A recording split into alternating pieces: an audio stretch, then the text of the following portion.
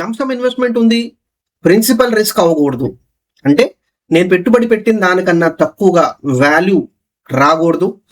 SWP చేస్తే ఏ SW వల్ల నా అమౌంట్ వచ్చేకుంది, నా ప్రిన్సిపల్ తగ్గిద్దా, ఎంతకాలం దాకా నాకు ఆ డబ్బు నేను రిసీవ్ చేసుకోవచ్చు, ఇలాంటి మైండ్లో మనం డౌట్ఫుల్ మైండ్ తోటి ఉంటాము. దానికోసమే మనం 2 డిఫరెంట్ స్కీమ్స్లో మనం ఇన్వెస్ట్మెంట్ చేసుకుంటే మనం ఎంత దూరం దాకా మనకి ఆ ఎస్డబ్ల్యూపి మనకు వచ్చింది అనే విషయం కొద్దిగా మనం ఇక్కడ గమనిస్తాము.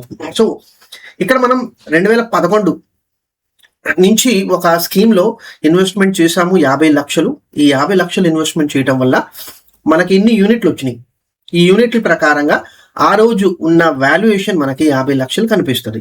సో మన SWP plan application 1 March 2012, so 2 నెలల తర్వాత మనకి ఎస్డబ్ల్యూపి కింద మనకి అమౌంట్ అనేది ఒక కాన్స్టెంట్ బేసిస్ మీద మనకి రావటం మొదలవుతుంది. సో ఇక్కడ 40,000 మనం తీసుకున్నాం. అంటే అప్రాక్సిమేట్లీ మనకి సంవత్సరానికి 4,80,000 మనం అమౌంట్ తీసుకునేలాగా మనం చూస్తున్నాము. అంటే దగ్గర ఇన్వెస్టెడ్ వాల్యూకి ఒక 10% అనేది మనకి అమౌంట్ రావాలి అనే ఆలోచనతోటి ఇది పెట్టాం. సో ఇక్కడ మీరు చూడండి వాల్యుయేషన్, ఈ వాల్యుయేషన్ సైడ్లో మీరు గమనిస్తే మన వాల్యుయేషన్ అనేది ఏంటంటే ప్రతి నెల టైంతో పాటు వాల్యూ పెరుగుతుంది. సో ఇక్కడ 50 లక్షలు పెట్టినది మనం ఇక్కడ 54 లక్షలు అయింది, 55 లక్షలు అయింది. సో వాల్యుయేషన్ అనేది ఏంటంటే ప్రతి నెల మార్కెట్ ఏ విధంగా మూవ్ అవుతుంది, మన ప్రిన్సిపల్ పెట్టిన పెట్టుబడి మీద కూడా వాల్యుయేషన్ అనేది రిఫ్లెక్ట్ అవుతుంది. సో ఎస్డబ్ల్యూపి చూస్తుంటే ఇక్కడ వాల్యుయేషన్ సైడ్ లో మీరు ఇక్కడ చూడండి ఈ 3 నెలల్లో. సో ఈ 3 నెలలు అంటే ఆగస్ట్ 2013, సెప్టెంబర్ 2013, అక్టోబర్ 2013, ఈ 3 నెలల్లో మన పెట్టుబడి పెట్టిన దానికన్నా తక్కువగా మనకు కనిపించింది. సో ఇక్కడ ఒక చిన్న భయం మొదలవుతుంది యాజ్ ఎ ఇన్వెస్టర్. అరే నాకు చెప్పటం 50 లక్షలకు తగ్గదు అని అన్నారు, కానీ ఇక్కడ నా 50 లక్షల కన్నా తక్కువ నా ప్రిన్సిపల్ అనేది నాకు కనిపిస్తుంది. సో 3 నెలల తర్వాత సో మళ్ళీ మనం వెళ్తాము, కనుక్కుంటాము, సార్ ఇది ప్రాబ్లం లేదు అని మాట మనకు చెప్పడం జరిగిన తర్వాత మళ్ళీ ఈ 3 నెలలు మనం చూస్తే మనకి ఓకే కరెక్టే, ఆయన చెప్పింది కరెక్టే కదా అనే దాంతో మనకి ఏంటంటే కొద్దిగా ధైర్యం వచ్చింది. మళ్ళీ మనకి ఇక్కడ చూస్తుంటే ఇక్కడ మళ్ళీ డౌన్ అయిపోయింది కదా, డౌన్ అయిపోయిన తర్వాత మళ్ళీ ఎక్కడో మనకి డౌట్స్ మైండ్లో వచ్చేస్తుంటాయి. మళ్ళీ నెక్స్ట్ మంత్ మళ్ళీ చూసేస్తుంటే మన పోర్ట్ఫోలియో గ్రీన్లో ఉండటం వల్ల మనకి ఆ ఉన్న భయం అనేది కూడా మనం వదిలేసుకున్నాము. ఓకే కరెక్టే, ఇది మార్కెట్ అనేది కంటిన్యూస్లీ మనకి ఇట్లా వాల్యుయేషన్ ప్రకారంగా ఉంటుంది కాబట్టి మనకి ప్రాబ్లం లేదు. సో మార్కెట్ నడుస్తుంది మనకి రావాల్సిన ఎస్డబ్ల్యూపి కింద మనకి అమౌంట్ ప్రతి నెల క్రెడిట్ అవుతూ ఉంటుంది మన బ్యాంక్ అకౌంట్లో.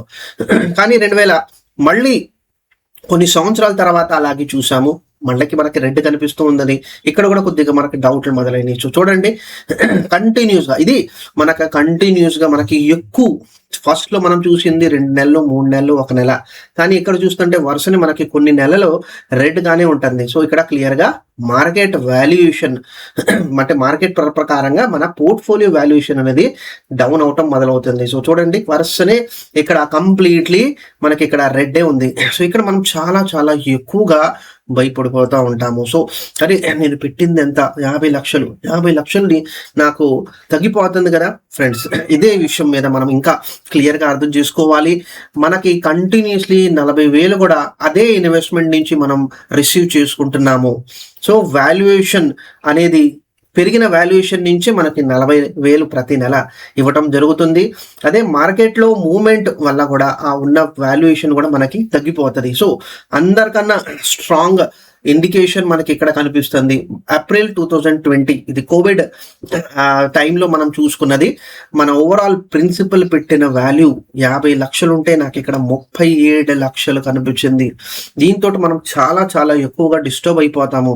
అరే నేను అనుకున్నాను ఎంత 50 లక్షలు, అది దాదాపు నాకు ఒక 13 లక్షలు వాల్యుయేషన్ పడిపోతుంది ఫ్రెండ్స్. ఇక్కడ ఇదే విషయం మనం గుర్తుంచుకోవాలి. ఎస్డబ్ల్యూపి తోటి మనకి అమౌంట్ వస్తూ ఉంటుంది, ప్రిన్సిపల్లో మార్పు అనేది జరుగుతూ ఉంటది. చూడండి ఆ ప్రిన్సిపల్ వాల్యూ మళ్ళీ ఆ రెడ్ది ఉన్నది మళ్ళీ గ్రీన్ లో వచ్చేసిందా లేదా.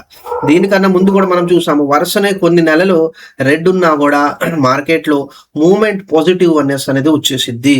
సో ఒక ఈ పర్టికులర్ ఎగ్జాంపుల్ కి ఒక అవుట్లైన్ మనం క్లియర్ గా తీసుకోవాలి.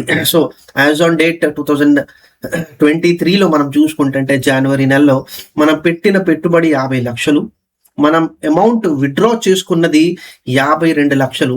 అంటే ఒక 12 సంవత్సరాల్లో దగ్గర మనం ఒక 52 లక్షలు మనం విత్డ్రా చేసుకున్నాము. మార్కెట్లో ఈ రోజు మనం మార్కెట్లో మన పోర్ట్ఫోలియో వాల్యూ చూస్తుంటే దగ్గర 48 లక్షలు ఉంది. సో మనం రిసీవ్ చేసుకున్న అమౌంట్ ప్లస్ మన యాక్చువల్ మార్కెట్లో మన పోర్ట్ఫోలియోలో కనిపించే వాల్యుయేషన్ కనిపిస్తుంది 48 లక్షలు. ఈ రెండు కలుపుకుంటే ₹1,00,00,000 కన్నా ఎక్కువగా నాకు ఓవరాల్ గా బెనిఫిట్ మనం పొందుతున్నాము. సో నెట్ మన రిటర్న్స్ ఎంత కనిపిస్తున్నాయి? 9.69%.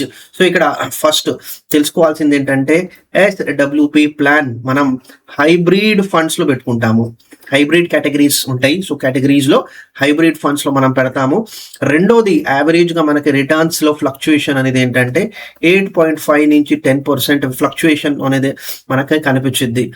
సో ఈ రెండు క్లారిటీ తోటి మనం వెళ్తాం. లంసమ్ ఇన్వెస్ట్మెంట్ చేస్తున్నాం కాబట్టి హైబ్రిడ్ బెటర్ గా ఉంటది. ఎందుకంటే ఇక్కడ ఈక్విటీ ఎక్స్పోజర్ కూడా ఉంటుంది, డెట్ ఎక్స్పోజర్ కూడా ఉంటుంది, ప్లస్ కొన్ని సిచ్యువేషన్ లో గోల్డ్ సిల్వర్ అనే ఎక్స్పోజర్ కూడా ఉంటుంది, ప్లస్ కొన్ని సిచ్యువేషన్ లో రియల్ ఎస్టేట్స్ ఎక్స్పోజర్ కూడా మనం పోర్ట్ఫోలియోలో చూస్తాము. సో అక్రాస్ అన్ని దాంట్లో మనం చూసుకుంటే మన పర్పస్ యాసెట్ అలోకేషన్ కూడా ఆటోమేటిక్లీ సార్ట్ అవుట్ అయిపోతుంది. సో ఇది చాలా ఇంపార్టెంట్ పాయింట్ ఈ ఎగ్జాంపుల్లో. ఇంకొక ఎగ్జాంపుల్ మనం ఇక్కడ చూద్దాము. సో అలాగే మనం 2004లో మనం 2004 నుంచి మనం ఒక చిన్న ఎగ్జాంపుల్ తీసుకుంటున్నాము. 2004 అంటే దగ్గర మనకి ₹1,00,00,000 ఇన్వెస్ట్మెంట్ జరిగింది. ఈ ₹1,00,00,000 ఇన్వెస్ట్మెంట్ జరిగిన వల్ల మనకి ఇన్ని యూనిట్స్ వచ్చినాయి. సో ఇందాకలాగా సేమ్ ఎగ్జాంపుల్ మనం అమౌంట్ విత్డ్రా చేసుకుంటా వెళ్ళినప్పుడు మనకి రావాల్సిన అవుట్కమ్ మనం చూసుకుంటే అవుట్కమ్ నుంచి మనకి యూనిట్లు అనేది తగ్గిపోతూ ఉంటుంది. సో ఇక్కడ కూడా సేమ్ అదే పాయింట్ ఆఫ్ వ్యూ తోటి మనం పెట్టుబడి పెట్టిన క్యాపిటల్ ఇన్వెస్ట్మెంట్ మనకి ఇక్కడ ₹10,00,00,000 కనిపిస్తుంది. మనం విత్డ్రా చేస్తున్నాము 80,000. సో ఇక్కడ కూడా దగ్గర ఒక 10% మనం పెట్టుబడి ప్రిన్సిపల్ అమౌంట్ మీద మనం 10% వచ్చేలాగా ప్లాన్ చేసుకున్నాము. సో ఈ 10% ప్లాన్ చేసుకుంటే మనకి ఏమొస్తుంది? పెట్టిన 3 నెలలకే మనకి పోర్ట్ఫోలియో మైనస్ కనిపించింది. సో ఇందాక దీనికన్నా ముందు ఎగ్జాంపుల్ చూసిన దానికన్నా మనకి ఇక్కడ వెంటనే రిజల్ట్ మనకి మైనస్ అనేది కనిపించింది. ఇది డిఫరెంట్ యాసెట్ పోర్ట్ఫోలియో మనం చూస్తున్నాము. సో అది వేరే స్కీమ్, ఇది వేరే స్కీమ్. సో ఇక్కడ మనం చూసుకుంటే ఈ 3 నెలలు మనకి రేట్ వెంటనే కనిపించింది, భయపడతాము. సో దీని తర్వాత మనం చూసింది ఏంటంటే చూడండి, పోర్ట్ఫోలియో గ్రీన్ లోనే మనకి కనిపిస్తుంది. పోర్ట్ఫోలియో గ్రీన్ లోనే మనకు కనిపిస్తుంది. సో మళ్ళీ ఈ పర్టికులర్ పాయింట్ 2000 ఇక్కడ మార్చ్ 2009లో మనం చూసుకుంటే ఇక్కడ ఇంకొకసారి మనకి పోర్ట్ఫోలియో మైనస్ లో కనిపించింది. సో ఓవరాల్ గా ఈ పర్టికులర్ పోర్ట్ఫోలియో మనం చూసుకుంటే మనకి నెగటివ్ అనేది చాలా తక్కువగా కనిపించింది. సో ఓవరాల్ మనకి ఈ పోర్ట్ఫోలియో బెటర్ గా మనకు చూస్తున్నాము. ప్లస్ మీరు చూడండి మీ ఓవరాల్ పోర్ట్ఫోలియోలో వేరియేషన్ ఈ పాయింట్ ఆఫ్ టైంలో మనం ఇన్వెస్ట్మెంట్ ఎంత చేసాము? 1 CR. మనకి ఇక్కడ పోర్ట్ఫోలియో ఎంత కనిపిస్తుంది? 2 CR. సో మన ప్రిన్సిపల్ అమౌంట్ కూడా పెరిగిపోయింది. ప్లస్ మనకు వచ్చే లాభం అనేది కూడా మనకి ఇక్కడ ప్రతి నెల 80,000 మనం తీసుకుంటా వెళ్ళిపోతున్నాము. సో ఓవరాల్ గా ఈ పర్టికులర్ ఎగ్జాంపుల్ తోటి మనం చూసింది ఏంటంటే వేరియేషన్స్ చాలా తక్కువగా ఉన్నాయి. నెగటివిటీ అనేది మనకి మన పోర్ట్ఫోలియోలో తక్కువ కనిపించింది. పెట్టిన పెట్టుబడి మనకి ₹1,00,00,000, విత్డ్రా చేసుకున్నాము 1,72,00,000. ఇవాళ మార్కెట్ లో వాల్యుయేషన్ మనం చూసుకుంటే యాజ్ ఆన్ జనవరి 2023 ఆ డేటా మనం చూసుకుంటే ఇది 2.4 crores అంటే 2,40,00,000 మనకు కనిపిస్తుంది. సో ఓవరాల్ గా 4 కోట్ల పోర్ట్ఫోలియో తోటి మనం ఉన్నాము. సో ఒక 20 years 20 సంవత్సరాల్లో ఆ వ్యక్తి 1,72,00,000 రిసీవ్ చేసుకున్నాడు. సో ఓవరాల్ గా ఈ పోర్ట్ఫోలియో రిటర్న్స్ మనం చూసుకుంటే 12.48%. సో ఇక్కడ IRR డిఫరెన్స్ వచ్చేసింది. సో అక్కడ అది ఫస్ట్ ఎగ్జాంపుల్ లో కూడా హైబ్రిడ్ ఫండ్స్, సెకండ్ ఎగ్జాంపుల్ లో కూడా హైబ్రిడ్ ఫండ్లో. సో ఇక్కడ ఎస్డబ్ల్యూపి ఫస్ట్ పాయింట్ తెలుసుకోవాల్సింది ఏంటంటే most of the time hybrid funds prefer చేయాలి. రెండోది మనం చూసుకునేది ఏంటంటే మనం ఎంత పర్సెంటేజ్ రిసీవ్ చేసుకోవాలి అనుకుంటున్నాము అనేది మనం తెలుసుకోవాలి.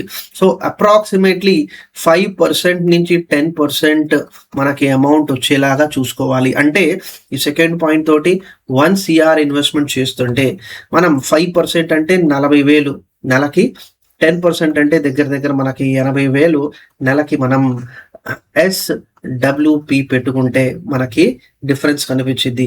ఈ 40,000 మనం ఒకవేళ పెట్టుకున్నాం అనుకోండి, సో మన పోర్ట్ఫోలియో చాలా తక్కువ టైంలో డౌన్ అవుతుంది. అదే 80,000 మనం పెట్టుకున్నాం అనుకోండి, మార్కెట్ కరెక్ట్గా ఉంటే డెఫినెట్లీ మనకి మన పోర్ట్ఫోలియో డెప్త్ అనేది మనం కనిపించదు. సో ఇది చిన్నగా అర్థం చేసుకోవాలి. సో భయపడకూడదు ఎస్డబ్ల్యూపి పెట్టుకుంటే. ఎందుకంటే ఇక్కడ మీరు చూసుకుంటే మన పెట్టుబడి మీద మనకు వచ్చిన లాభం మనం ఇన్వెస్ట్మెంట్ కన్నా ఎక్కువ కనిపించింది. ప్లస్ మన ఓవరాల్ పోర్ట్ఫోలియో కూడా టైంతో పాటు పెరుగుతుంది. సో ఈ ఎస్డబ్ల్యూపి స్ట్రక్చర్ తోటి పెన్షన్ ప్రాబ్లం అనేది సొల్యూషన్ తెచ్చుకున్నాము. రెండోది మనం మార్కెట్ పైనున్న కిందున్న మనం డిస్టర్బ్ అవ్వకుండా మన లైఫ్ స్టైల్ అనేది మెయింటైన్ అవుతుంది. సో ఈ రెండు విషయాలు చాలా యూస్ఫుల్గా ఉంటుంది. సో ఎస్డబ్ల్యూపి ఒక కరెక్ట్ వే మ్యూచువల్ ఫండ్లో ఒక లంసమ్ ఇన్వెస్ట్మెంట్ తోటి బెనిఫిట్ పొందడానికి. సో రెండింటికి బెనిఫిట్ తీసుకోండి. ఎందుకంటే ఇంత డబ్బు ఉన్న తర్వాత దానికి బెనిఫిట్ మనం తీసుకోకపోతే ఉపయోగం లేదు. సో ఆ పాయింట్ ఆఫ్ వ్యూ తోటి సెలవు తీసుకుంటాను friends. Thank you very much.